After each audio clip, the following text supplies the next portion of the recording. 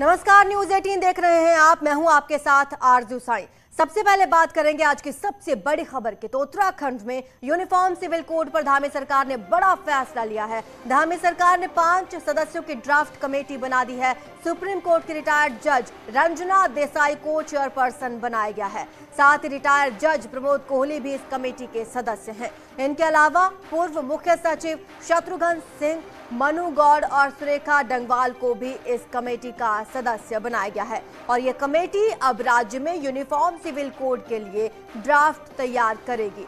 ये बड़ी खबर आपको बता रहे हैं। 2022 चुनाव से ठीक पहले सीएम धामी ने यूनिफॉर्म सिविल कोड का वादा किया था और सरकार बनते ही पहली कैबिनेट में ड्राफ्ट कमेटी बनाने का फैसला लिया था। और अब ड्राफ्ट कमेटी बना दी गई है। 5 सदस्य इसमें शामिल हैं।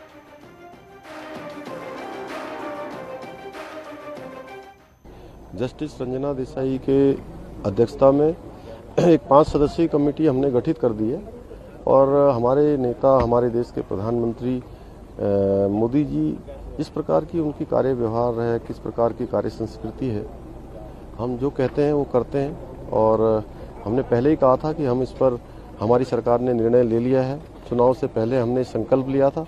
चुनाव के बाद पहली जो हमारी मंत्रिमंडल की बैठक हुई थी, पहली शपथ ग्रहण के बाद हमने उसमें ये सर्वसम्मति से फैसला ले लिया था कि हम उत्तराखंड के अंदर सभी के लिए समान नागरिक संहिता लाएंगे और उसके लिए कमेटी बनाएंगे।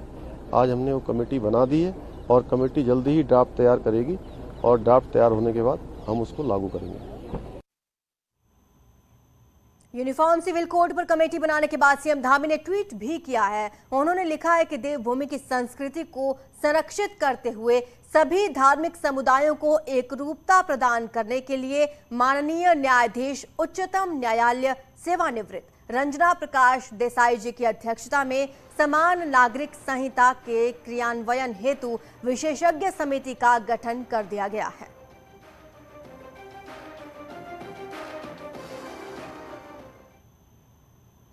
तो उत्तराखंड जैसे राज्य में यूनिफॉर्म सिविल कोड की जरूरत क्यों पड़ी, इसके बारे में रक्षा राज्य मंत्री और उत्तराखंड से बीजेपी के सांसद अजय भट्ट ने क्या कहा, सुनिए। नहीं, बिल्कुल ठीक कहा है उन्होंने। आज की परिस्थितियां ऐसी हैं उत्तराखंड की, जो अनिवार्य हो गया है। रोहिंग्या प्रॉब्लम जो है वो किसी से छुपा नहीं है। इस समय आइडेंटिफिकेशन हुआ है कई जगह, तो कई ऐसे लोग पाए गए जिनके पास कुछ था ही नहीं, यहाँ का एड्रेस ही नहीं है। वो कहाँ के हैं, कौन हैं, कैसे हैं, कहीं पर उन्होंने कहाँ का दिखाया है, कहीं को अपने को कहीं का दिखा रखा है, लेकिन उसका भी आइडेंटिफिकेशन हो रहा है कि कितना सही है। चंपावत उपचुनाव में सीएम पुष्कर सिंह धामी ने पूरी ताकत झोंक दी है। सीएम धामी आज चंपावत में रोड शो करने पहुंचे। चंपावत जिला मुख्यालय में बीजेपी दफ्तर से रोड शो शुरू हुआ और रोडवेज स्टेशन तक चला। इस दौरान सीएम धामी ने लोगों का अभिवादन किया, लोगों से वोट देने की अपील भी की। सीएम ने इस दौरान न्यूज 18 से भी बात की और कहा कि जनता का आशीर्वाद उन्हें मिल रहा है और आगे भी मिलता रहेगा।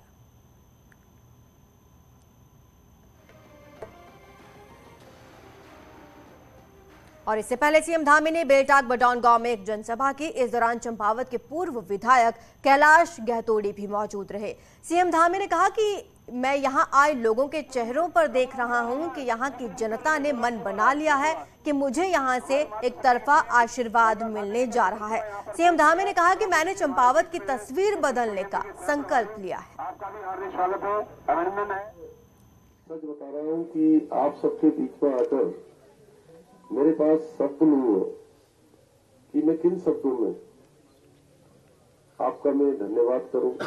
आपका ये उत्साह देखकर, आपकी संख्या देखकर, संख्या कितनी भी हो, उन सबके चेहरों पर जो दिखाई दे रहा है, जिस प्रकार एक प्रेम, स्नेह और आप बड़ी बड़ी बुजुर्ग माताएं, बहनें जो आशीर्वाद दे रही हैं, मेरे मन में कोई संशय नहीं है। बिल्कुल मेरा मन ये मान चुका है कि आप सब लोग इस बार बहुत भारी अंतर से, एक तरफा है ऐसे आप लोग जिताने वाले हैं। चंपावत में कार्यक्रम के बाद सीएम धामी बनबसा पहुंचे और यहां शहीद उत्तम चंद को नमन किया। इस दौरान पूर्व सैनिकों ने सीएम धामी का स्वागत किया। यहां के पचपकरिया में हुई जनसभा में भी सीएम शामिल हुए, जिसमें मंत्री गणेश जोशी और रेखा आर्य भी मौजूद रहे। भारत माता की चंपावत उपचुनाव के बाद बीजेपी सरकार अपनी फुल स्ट्रेंथ में नजर आ सकती है। कैबिनेट विस्तार से लेकर पार्टी के सीनियर नेताओं को सरकार में जिम्मेदारी दी जा सकती है। सूत्रों की माने तो केंद्रीय नेतृत्व ने पहले ही इसका रोड मैप तय कर लिया है।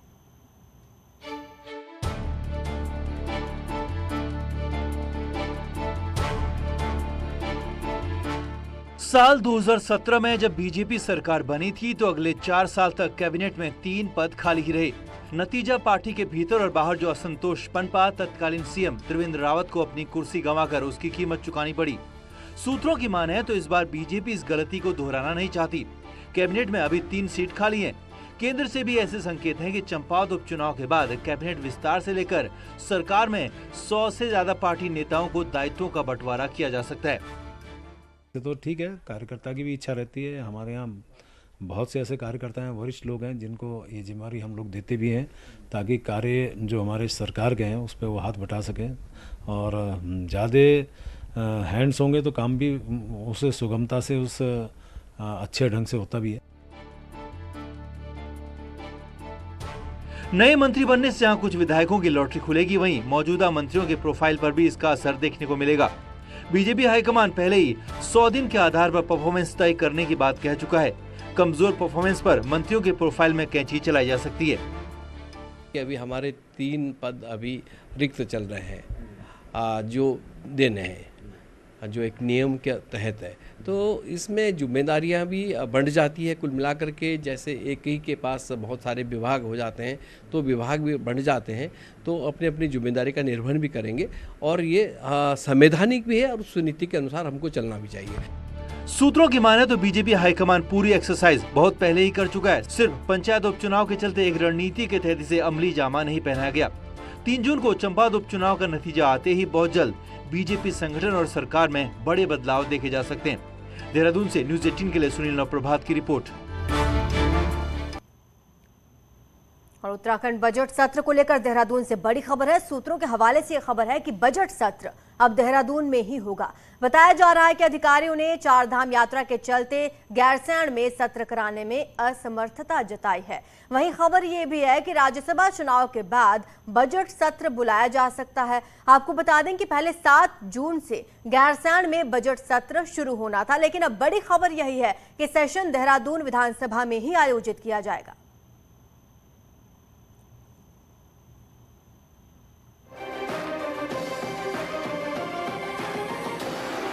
कल जो अधिकारियों से फीडबैक मिल रहा था, उनका स्पष्ट तौर पे ये कहना था कि वहाँ जो 4 धाम यात्रा बहुत इस बार प्रचंड भीड़ जैसे आ रही है और रोज बढ़ रही है। जो व्यवस्थाएं और जो हमने वहाँ मानक निर्धारित किए थे उसके जो संख्या है बढ़ाई, उसके बावजूद वहाँ पे लोग रुकने को तैयार नहीं है। जो 7 जून तक का स्लॉट अभी तक बुक हो चुका है, लेकिन यदि उन्होंने भी मन बनाया तो स्थिति और बढ़ सकती है संख्या की। तो सारे पहलू पर हम विचार कर रहे हैं और हम तो यही कोशिश कर रहे थे कि हम गैरसैंण में करें, और जो हमारा प्रस्तावित था 7 तारीख से, तो हम देख रहे हैं उस पर भी अब कुछ विचार करेंगे कि हम क्या कर सकते हैं। क्योंकि पूर्व सीएम हरीश रावत ने लालकुआं में सड़क में गड्ढों के साथ वीडियो क्या बनाया। बीजेपी ने पलटवार करते देर नहीं लगाई और एक सड़क के गड्ढों के बाद कांग्रेस के गड्ढों तक जा पहुंची है। ये रिपोर्ट देखिए।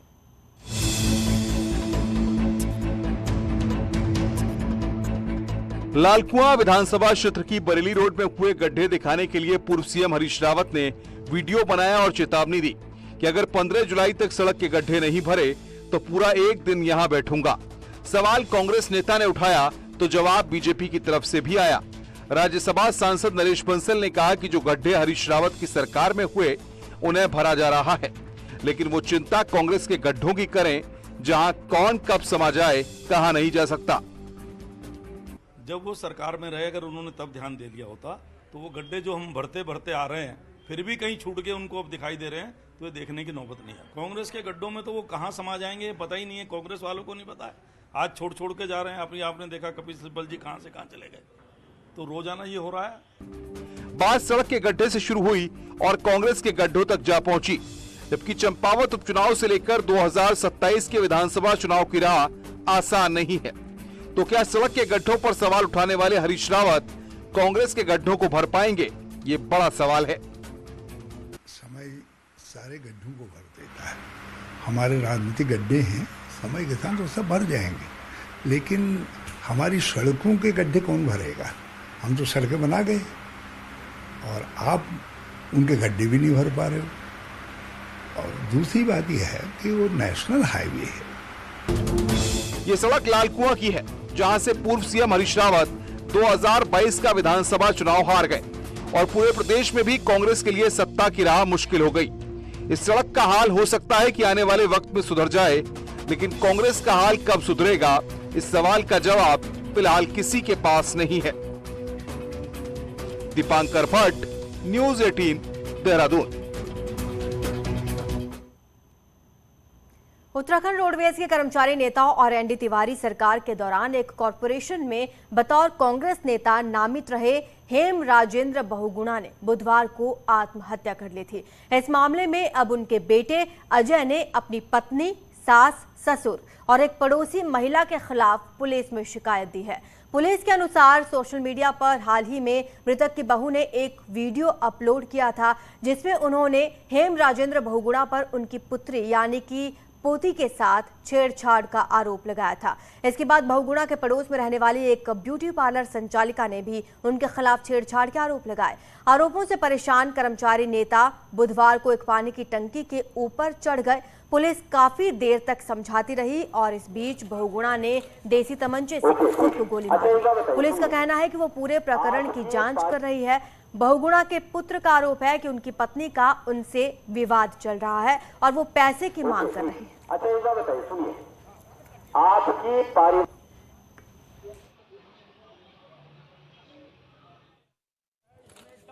वजह तो देखो क्या उनकी मानसिक हालत चली हुई इसमें नहीं कह सकते, लेकिन मुझे लग सकता है शायद मानसिक अवसाद में रहे होंगे, परेशान रहे होंगे, कारण कोई भी हो। ये भी जांच का विषय है। इस बिंदु को भी लेकर जांच की सूचना मिली है पुलिस को। पुलिस तुरंत बिना किसी समय गंवाए हुए मौके पर पहुंची है, वार्ता करी है और बहुत सफलतापूर्वक वार्ता हुई है। किसी निजी समाचार के द्वारा जो है लाइव भी किया जा रहा था, तमाम लोग वहाँ मौजूद थे। सफल वार्ता के बाद वो नीचे राजी हो गए उतरने को, तभी उस दौरान पता नहीं जो भी रहा होगा ये घटना हो गई। उधम सिंह नगर में सरकारी जमीनों पर किए गए अवैध निर्माण पर लगातार बुलडोजर गरज रहे हैं। आज किच्छा के भंगा गांव में एडीएम की अगुवाई में पहुंची पुलिस और राजस्व विभाग की टीम ने तालाब की जमीन घेर कर किए गए 1 दर्जन से ज्यादा कच्चे और पक्के निर्माण को बुलडोजर से तुड़वा दिया। टीम के गांव पहुंचने के बाद अतिक्रमणकारियों में खलबली मच गई। लोग अवैध रूप से बनाई गई बिल्डिंग से सामान समेटते रहे। सभी चिन्हित अतिक्रमणकारियों को प्रशासन ने पहले ही जमीन खाली करने के नोटिस दिए थे। टीम ने 2 बुलडोजर की मदद से निर्माण कार्य को तोड़ दिया। तो उच्च न्यायालय के आदेश के क्रम में ये कार्रवाई की जा रही है और जो भी तालाब पे अतिक्रमण जहाँ पे कहीं भी है उसको नोटिस दे के और जो भी स्थिति बन रही है उसको माननीय न्यायालय के आदेश में खाली कराया जा रहा है। उधम सिंह नगर के दिनेशपुर में शराब पीकर बवाल कर रहे कुछ युवक पुलिसकर्मियों से भिड़ गए। उन्होंने न सिर्फ पुलिसकर्मियों से बदसलूकी की बल्कि वर्दी फाड़ने की कोशिश की। इसके साथ नशे में धुत युवकों ने पुलिस पर रौब भी दिखाया और मारपीट करने के लिए उतारू हो गए। काफी देर तक चली खींचतान के बाद जब पुलिस ने सख्त रुख अपनाया तो एक युवक मौके से भाग गया, जबकि 2 युवकों को पुलिस ने गिरफ्तार किया, उनको जेल भेज दिया है। पुलिस से हुई भिड़ंत का वीडियो सोशल मीडिया पर वायरल हो रहा है। पुलिस ने 3 आरोपियों के खिलाफ सरकारी कार्य में बाधा डालने का केस दर्ज कर लिया।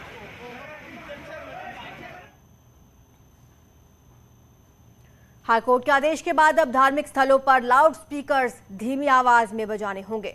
रुड़की में भी धार्मिक स्थलों पर लगे लाउडस्पीकर्स को धीमी आवाज में बजाने को लेकर प्रशासन अलर्ट है, जिसको लेकर पुलिस ने मुस्लिम धर्मगुरुओं के साथ बैठक की। आदेशों का पालन कराने के लिए पुलिस प्रशासन ने धार्मिक स्थलों से जुड़े लोगों को अवगत कराया। वहीं मुस्लिम धर्मगुरु का भी कहना है कि हाईकोर्ट के आदेशों का पालन किया जाएगा।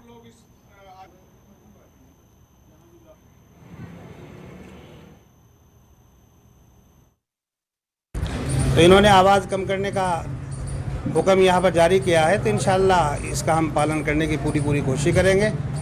और हमारे हाई कोर्ट की तरफ से जो आदेश हुआ है और जो हमारे प्रशासन की तरफ से हमें इसकी इत्तला दी गई है, हम इनका सम्मान करते हैं। इंशाअल्लाह इस पर अमल किया जाए। इसमें जल्दी से जल्दी संवाद किया जाएगा। एक बार जजमेंट मेरे पास आ जाए, let me read the judgment, और इसमें जल्दी से जल्दी हम मीटिंग करते हैं।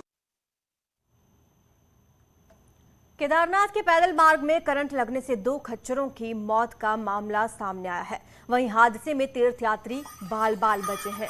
पेयजल लाइन के लीकेज से ये हादसा हुआ। वहीं पर अंडरग्राउंड बिजली लाइन भी थी, जिससे करंट फैल गया। हादसा गौरीकुंड के घोड़ा पड़ाव के पास हुआ। डीएम रुद्रप्रयाग ने ऊर्जा विभाग और जल संस्थान के प्रमुखों को तलब किया है।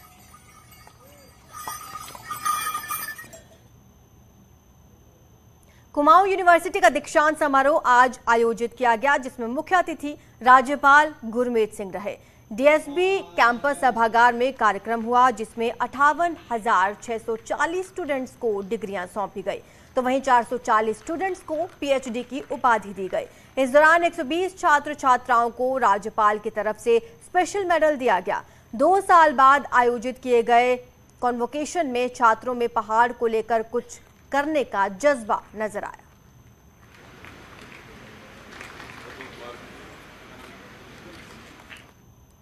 स्ट्रैटेजी बनानी पड़ेगी जिससे हम अपनी उत्तराखंड की इकोनॉमी को आगे ले जा सकें, भले ही वो इंडिविजुअल बेसिस पे हो या ओवरऑल एग्रीगेट बेसिस पे हो। तो हम चाहते हैं कि माइग्रेशन रुके, जो लोग बाहर ना जाके अपनी ही स्टेट पे रह के अपनी स्टेट्स को ही बहुत ही स्ट्रांग बनाएं। हर जिले में हम छात्राओं के लिए एक हॉस्टल दे रहे हैं ताकि गरीब लड़कियां वहां पढ़ सकें। हम लोग 56 डिग्री कॉलेज में रोजगार परक पाठ्यक्रम पढ़ा रहे हैं। जो मेडल दिए गए हैं उसमें मुख्यतः जो मेडल थे हमारी बेटियों को दिए गए। आप इस चीज़ का अनुभव कर सकते हैं कि उत्तराखंड की जो बेटियां हैं, जो महिलाएं हैं, वो किस प्रकार से उनकी कैपेबिलिटी क्या है, क्षमता क्या है। छोटे से ब्रेक के लिए रुक रहे हैं, जल्द हाजिर होंगे।